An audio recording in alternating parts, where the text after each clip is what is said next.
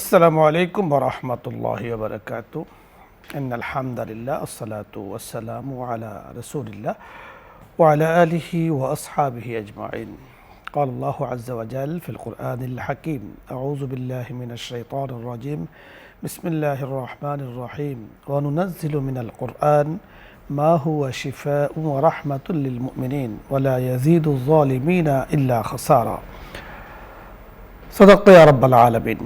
সুপ্রদর্শক মণ্ডলী, আপনাদের সকলকে সাদর আমন্ত্রণ জানাচ্ছি আজকের এই চমৎকার সুন্দর আয়োজনে। আল্লাহ রাব্বুল কারীম যুগে যুগে নবী ও রাসূলদেরকে পাঠিয়েছেন সুমহান ধারায়। হযরত আদম আলাইহিস সালাম থেকে নিয়ে রাসূল আকরাম সাল্লাল্লাহু আলাইহি সাল্লাম পর্যন্ত নবীদের যে সুমহান জামাত জগতের বুকে আগমন করেছেন, তারা এসে কি করেছেন? অর্থাৎ মানুষদেরকে, জগৎবাসীদেরকে দাওয়াত দিয়েছেন ইলাল্লাহ, এক আল্লাহ তাআলার দিকে, আল্লাহ তাআলার ওয়াহদানিয়াতের দিকে, একাত্মবাদের দিকে আহ্বান করেছেন, দাওয়াত দিয়েছেন।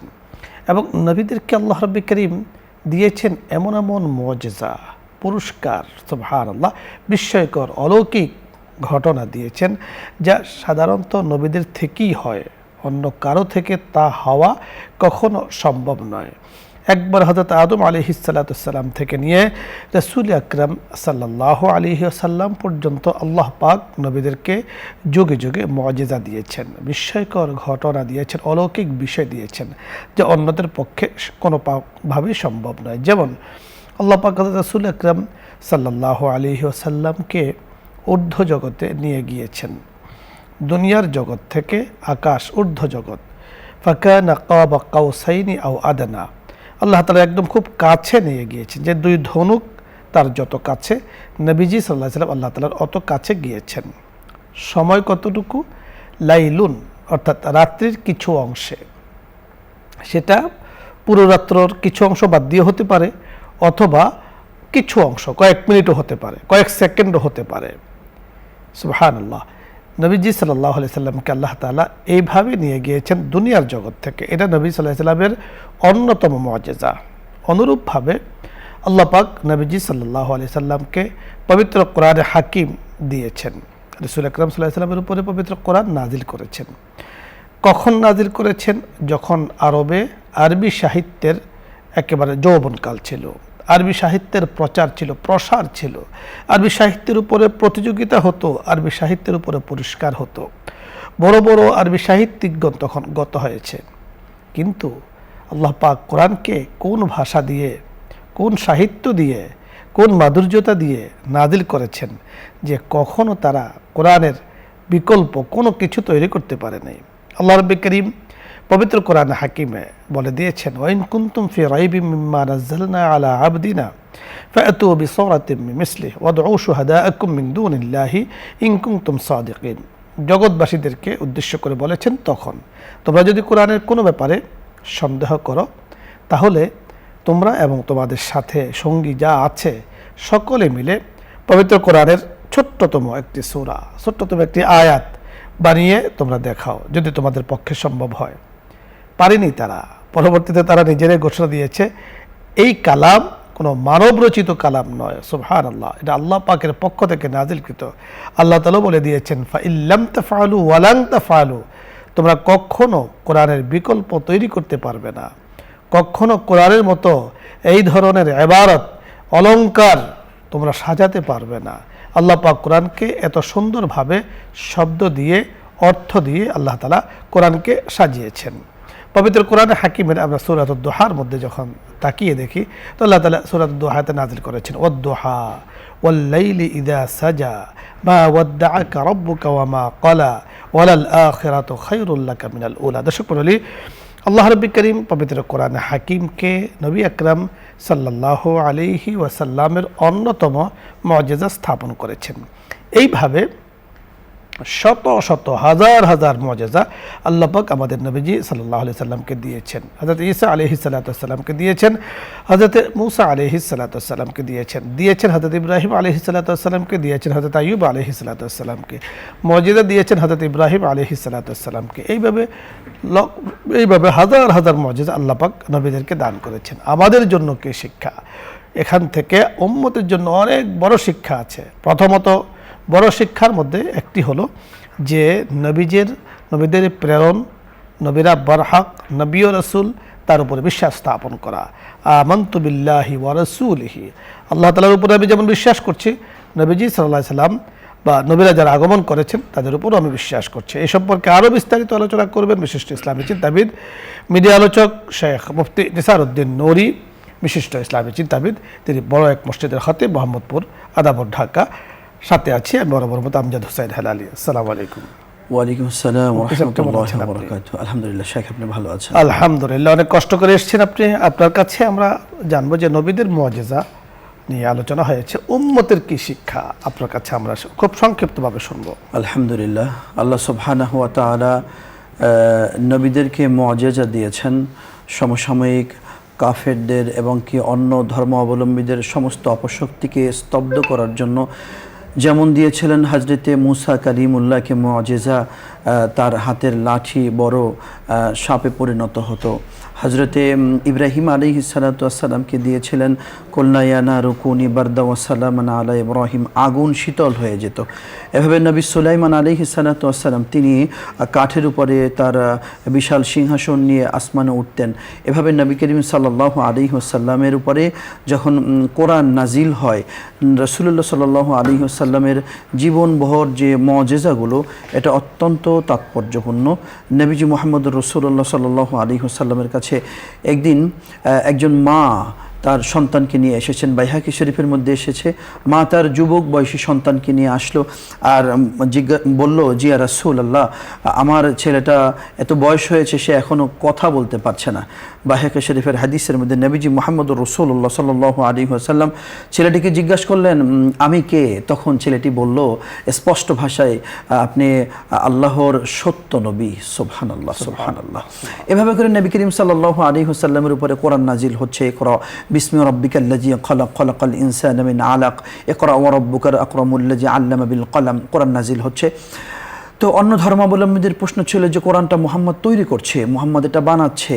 এভাবে করে যখন বলতেছিল, তখন আল্লাহ সুবহানাহু ওয়া তাআলা এই কোরআন যে ঐশী গ্রন্থ, কোরআন যে আল্লাহর কিতাব, মানুষের কল্যাণের জন্য, গোটা দুনিয়াবাসীর কল্যাণের জন্য কোরআন যে হলো শেফা মানুষের জন্য, এটা বোঝানোর জন্য আল্লাহ বললেন, ওয়া ইন কুনতুম ফি রাইবিন মিম্মা নাযালনা আলা আবদিনা ফাতু বিসূরাতিন মিন মিসলিহি ওয়াদউ শুহাদাকুম মিন দুনিল্লাহ ইন কুনতুম সাদিকিন। বললে তোমরা যে কথা বলছো, ওই কথা যদি তোমরা সত্য প্রমাণ করতে চাও, তাহলে তোমরা কোরআনের মতো আয়াত অথবা কোরআনের কিয়দংশ তোমরা তৈরি করো। তখন কিন্তু তারা এটা পারছিল না। তো আমাদের জন্য শিক্ষা হলো যে কোরআন আমাদের কাছে এসেছে, আল্লাহ নবীজির গোটা জীবনভরের মুআজিজা অত্যন্ত তাৎপর্যপূর্ণ। এর মধ্যে একটি গুরুত্বপূর্ণ মুআজিজা হলো আল কোরআন। এই কোরআন আমাদের জন্য, উম্মতের জন্য শিক্ষা হলো কোরআনকে রাসূলের যে সবচেয়ে বড় মুআজিজা, এই কোরআন যেটা কিয়ামত পর্যন্ত থাকবে, যেটাকে কেউ নষ্ট করতে পারবে না, কোরআনের শিক্ষা আমাদের মধ্যে থাকবে। এই কোরআনকে ধরে রাখা, কোরআন অনুযায়ী জীবনকে। আপনি বড় চমৎকার বলছিলেন। দর্শক মণ্ডলী, আমরা নবীদের বিস্ময়কর মুআজিজা, মুসলিম হিসাবে, মুমিন হিসাবে আমাদের এই শব্দগুলো জানা দরকার, জানা প্রয়োজন। যে মুআজিজা অর্থ কী, কারামত অর্থ কী জানা দরকার। তাই ওই এক মানুষের এক উদ্দেশ্যেই আজকে আমরা এই বিষয় নিয়ে আপনাদের সামনে আলোচনা করেছি। আমাদের জন্য যে শিক্ষা, তা হলো দিন ইসলাম নিয়ে আমাদের চলতে হবে, ইসলামের উপরে প্রতিষ্ঠিত থাকতে হবে। এবং আমরা নবীজির মুআজিজার উপরে বিশ্বাস করি, আল্লাহ পাকের পক্ষ থেকে এসছে তাও বিশ্বাস করি। এবং নবীদের মুআজিজা হাক্কুন, 100 মিয়া ফিল মিয়া হক। আল্লাহ তাআলা আমাদেরকে তৌফিক দান করেন। আলোচ্য বিষয় নিয়ে আপনাদের যদি কোনো প্রশ্ন থাকে অথবা ইসলামের কোনো মাসলা মাসাইল জানার প্রয়োজন হয়, আপনি প্রশ্ন করুন, আমরা চেষ্টা করব কথা বলার জন্য। প্রথমে জেনে আছেন, আসসালামু আলাইকুম ওয়া রাহমাতুল্লাহ। দর্শক নাম বলে পরিচয় দিয়ে প্রশ্ন করুন।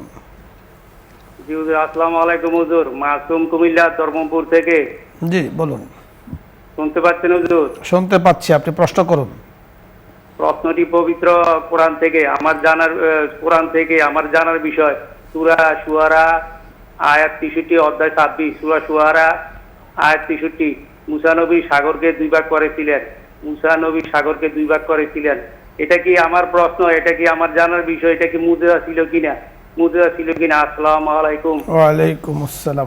হ্যাঁ, নবী মুসা আলাইহিস সালাতু ওয়াস সালামের এই অলৌকিক ঘটনা আল্লাহ পাক সম্পাদিত করেছেন। যখন সেই ফ্রাউনের জনগোষ্ঠীরা তাকে চতুর্দিক থেকে ঘেরাও করে ফেলেছিল, চারিদিকে পর্বত ছিল, তখন হাতের স্টিক দিয়ে যখন সমুদ্রে আঘাত করেছিল, সেই সমুদ্রের ভিতর থেকে গোত্র গোত্র আল্লাহ পাক রাস্তা করে তৈরি করে দিয়েছিলেন। সেই ঘটনার কথাই ভাই জিজ্ঞেস করেছেন। এটা নবী মুসা আলাইহিস সালাতু ওয়াস সালামের উপরে আল্লাহ পাকের দেওয়া নেয়ামত, এই মুআজিজা সংগঠিত হয়েছে। এটা হলো নবী মুসা আলাইহিস সালাতু ওয়াস সালামের উপরে আল্লাহ তাআলা দেওয়া মুআজিজা। সাগরকে দুই ভাগ করা, সাগরের উপর দিয়ে রাস্তা তৈরি করা, সেই রাস্তা দিয়ে হাঁটা, এটা নবীজির মুআজিজা ছিল তখন। আল্লাহ জি, পরের দর্শক, আসসালামু আলাইকুম। ওয়ালাইকুম আসসালাম। টিভির ভলিউম কমিয়ে প্রশ্ন করি। হুজুর, আমার দুইটা প্রশ্ন। বলুন।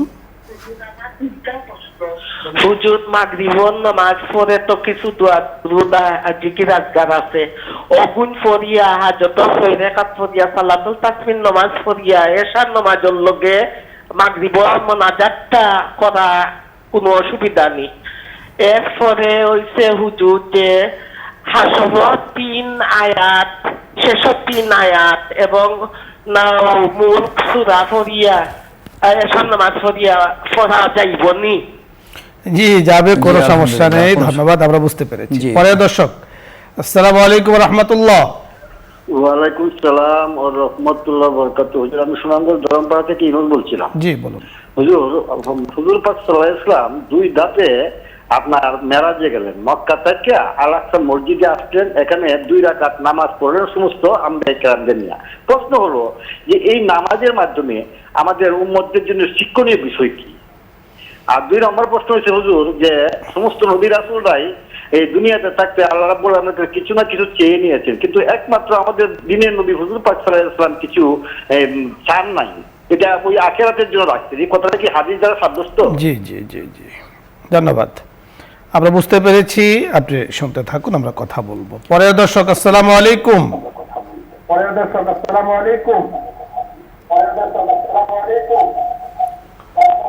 দর্শক শুনতে পেয়েছেন? প্রশ্ন বলুন। সম্ভবত আপনি কানেকশন পাচ্ছেন না। 2টো প্রশ্ন, 4টি প্রশ্ন আমাদের কাছে এসেছে। প্রথম যে প্রশ্নটি করেছেন, আপনি বুঝতে পেরেছেন যে মাগরিবের পরে, নামাজের পরে অনেকগুলো যে তাসবিহ তাহলিল সে পড়বে, পড়তে পড়তে এশার ওয়াক্ত হলে পরে সেখানে সে এশার নামাজটা একসাথে পড়তে পারবে কিনা? অবশ্যই পড়তে পারবে। এর মাঝে জিজ্ঞাসা করেছে সূরা মুলক তেলাওয়াত করতে পারবে কিনা? হ্যাঁ, অবশ্যই পড়তে পারবে। আর হুয়াল্লাহুল্লাযী লা ইলাহা ইল্লা হু সূরা হাশরের শেষের 3 আয়াত পড়তে পারবে কিনা? হ্যাঁ, এটা ফজরের পরে, মাগরিবের পরে পড়ার কথা বলা হয়েছে হাদিস শরীফে। আপনি পড়তে পারেন, আমল করবেন, ভালো জিনিস এটা। রাসূল আকরাম সাল্লাল্লাহু আলাইহি ওয়াসাল্লাম বাইতুল মাকদিসে 2 রাকাত নামাজ পড়েছেন। জি, সুবহানাল্লাযী আসরা বিআবদিহি লাইলাম মিনাল মাসজিদিল হারাম ইলাল মাসজিদিল আকসা। একটা অংশ হলো মসজিদে হারাম থেকে মসজিদে আকসা পর্যন্ত, এরপর থেকে নবীজির ঊর্ধ্বলোকে গমন শুরু হয়েছে। তো ওখানে 2 রাকাত নামাজ পড়েছেন। এটা দ্বারা ইমামুল মুরসালিন, গোটা নবীদের তিনি ইমাম হিসেবে সাব্যস্ত হয়েছেন, এবং কি তিনি যে গোটা নবীদের নবী, এটা একটা সার্টিফিকেট। পাশাপাশি গোটা নবীদের তিনি শেষে আসলেও তিনি সবার মুকুট, মাথার মুকুট, অর্থাৎ তিনি সাইয়্যিদুল মুরসালিন, এটার প্রমাণ হয়েছে সেখানে। প্রমাণ তো আল্লাহ তাআলা আগে দিয়েছেন, অনেক প্রমাণই আছে সেখানে। আল্লাহ তাআলা একেবারে হাতে কলমে বাস্তবে সেটা নবীদের ইমামতি করে সেটা প্রমাণ দিয়ে প্র্যাকটিক্যাল বুঝিয়ে দিয়েছেন যে তিনি সাইয়্যিদুল মুরসালিন, সকল নবীদের সরদার, আশরাফে আম্বিয়া। আরেকটি প্রশ্ন আপনি করেছেন যে হাদিস দ্বারা প্রমাণিত কিনা যে রাসূল কিছু চান নাই আল্লাহ তাআলার কাছে, অন্যান্য নবীরা কিছু না কিছু চেয়েছেন। যে এটা উম্মতের জন্য, উম্মতের মুক্তির জন্য নবীজি সাল্লাল্লাহু আলাইহি ওয়াসাল্লাম কিয়ামতের দিন যাতে করে উম্মতে মুহাম্মাদের মুক্তি পায়, এই চাওয়াটা আল্লাহর নবীজি আল্লাহর কাছে সবচেয়ে বড় চাওয়া, হাদিস দ্বারা প্রমাণিত। জি, সহিহ হাদিস দ্বারাই এই কথাটি প্রমাণিত। পরের দর্শক, আসসালামু আলাইকুম। দর্শক শুনতে পেয়েছেন? প্রশ্ন বলুন।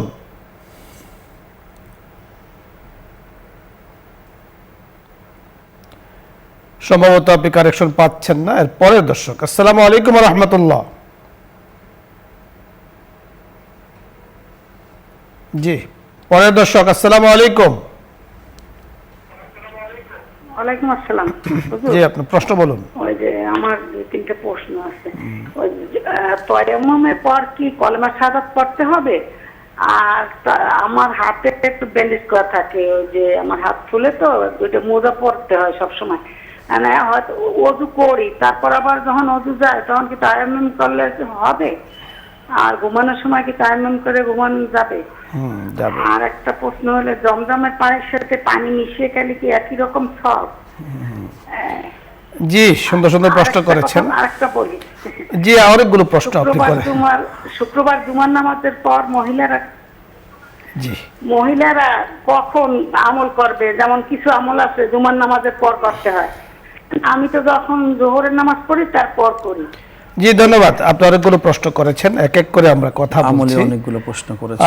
শুক্রবার দিন মহিলারা কখন আমল করবে? শুক্রবার দিন হাদিস শরীফের মধ্যে এসেছে আমলের অত্যন্ত গুরুত্বপূর্ণ সময় হলো সব দিনই আপনি আমলের মধ্যে থাকবেন, পাপ থেকে দূরে থাকবেন। বিশেষ করে মাগরিবের পূর্বে, আসরের পরে এই সময়টা অত্যন্ত জরুরি আমলের জন্য। জমজমের পানির সাথে যদি পানি মিশানো হয়, মূলত জমজম তো আর আমাদের দেশে নেই, এটা তো সৌদি থেকে আনতে হয়। তো ওখান থেকে তো একদম টনকে টন পানি আমরা আনতে পারি না। অল্প পানি এনে দেখা যায় মেহমানদারের ক্ষেত্রে, সবাইকে দেওয়ার ক্ষেত্রে মিলিয়ে পানি খেতে পারবে, কোনো সমস্যা নেই। অর্থাৎ ফজিলতও কমবে না, জমজমের পানির পাওয়ারও কমবে না, তাৎপর্যও কমবে না। আপনি তায়াম্মুম করে ঘুমাতে চেয়েছেন, আলহামদুলিল্লাহ, ভালো ভালো ঘুমাতে পারবেন। হাতে আপনার ব্যান্ডেজ থাকে, জি, সে বারবার উজু করতে পারে না। অবশ্যই তো তায়াম্মুমের বিধানের জন্য যে উজু পারবে না সে তায়াম্মুম করবে, যে দাঁড়িয়ে নামাজ পড়বে না সে বসে আমরা পড়বে। একটু আপনাকে আমরা ক্লিয়ার করে দিতে চাই। বিষয়টি হলো, আপনার ব্যান্ডেজ থাকে হাতের উপরে, তো এই হাতের উপরে ব্যান্ডেজের কারণে ওযুর অন্যান্য যে অঙ্গগুলো আছে সেগুলোতে তায়াম্মুম করলে হবে না, সেগুলো আপনাকে ধৌত করতে হবে। যেই জায়গাতে ব্যান্ডেজ ওই জায়গাকে তায়াম্মুম করতে হবে, এটাকে মাসহ করতে, এটাকে বলা হয় মাসহ আলাল জাবিরা, ব্যান্ডেজের উপরে মাসহ। আপনি এখন হাতের উপরে ব্যান্ডেজ, এটাকে আপনি সামনে রেখে পুরো ওযুটাই বাদ দিয়ে তায়াম্মুম করবেন, এটা কিন্তু আপনার ওযু হবে না, তায়াম্মুম হবে না। আপনি এই হাত ধোবেন, পাও ধোবেন, মুখ ধোবেন, মাথা মাসহ করবেন, সব কিছু করবেন। যেখানে সমস্যা ওখানে ইমরারুল ইয়াদিল মুবতাল্লা, অর্থাৎ ভিজা হাত দিয়ে সেখানে একটু মুছে দিবেন, যাতে আবার এত বেশি পানি দেওয়া দরকার নাই যে ব্যান্ডেজ নষ্ট হয়ে যায় অথবা ভেতরে পানি চলে যায়, কিন্তু আপনাকে করতে হবে, মাসাহ করতে হবে। এটা বুঝতে পেরেছেন? এই মাসলাটা কিন্তু বোঝার বিষয়, অনেকেই বুঝে না, মনে করে ব্যান্ডেজ আছে। কালিমায়ে শাহাদাত আপনি বলছেন যে ওযুর পরে হাদিস শরীফের মধ্যে আছে, আমরা এই কালিমায়ে শাহাদাত পড়ে যে আপনি অসুস্থ মাযুর ওযু পারলেন না, তায়াম্মুম করলেন, এরপরে আপনি পড়তে পারবেন, কোনো সমস্যা নেই। পরের দর্শক, আসসালামু আলাইকুম। আসসালামু আলাইকুম। ওয়ালাইকুম আসসালাম। জি, কেমন আছেন? আলহামদুলিল্লাহ, আল্লাহ তাআলা ভালো রেখেছেন।